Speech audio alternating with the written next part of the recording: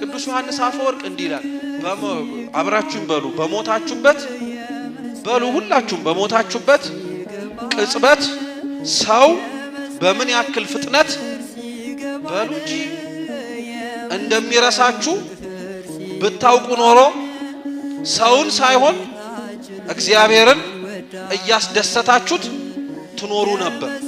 አይገርማችሁም? ሰው ከሞትን በኋላ እንዴት በምን ያክል ፍጥነት እንደሚረሳን አናውቅም። ቀባሪ ሁሉ የሚያስታውሰው ነው የሚመስለው ሰው በፍጹም ጥሎህ ነው የሚሄደው፣ ይረሳሃል። በዛች በጋብቻ ቀን ሁሉም የሚያስታውስ እየመሰለው አንዳንድ ሰው በደንብ አድርጎ ሲደክም ታዩታላችሁ። ሁሉም ነገር መደረግ አለበት፣ ለኔ አንዲትም ነገር መጉደል የለባትም ይላል፣ እሱ ሳይኖረውም ጭምር ማለት ነው።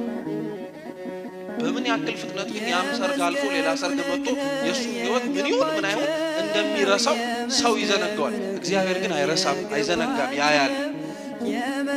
ማስባን ስለዚህ ምንም ተክሊል አይደረግላችሁ፣ ምንም አክሊልም አይደፋላችሁ።